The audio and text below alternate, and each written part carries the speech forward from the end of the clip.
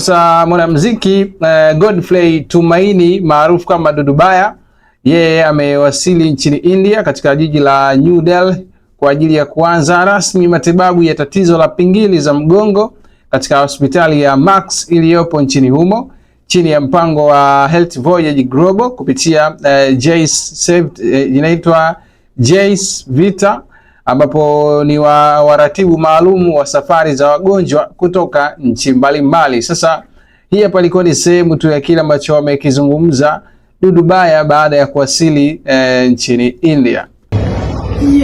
Mamba Dudu Baya Oil Chafu Contact Master. Nipo ndani ya hospitali kwa sasa. Nimeshakabidhiwa kitanda kama mnavyoona. Mwenyezi Mungu yuko hapa, Yesu Kristo yuko hapa, around me Mtume Muhammad na Roho Mtakatifu wako hapa.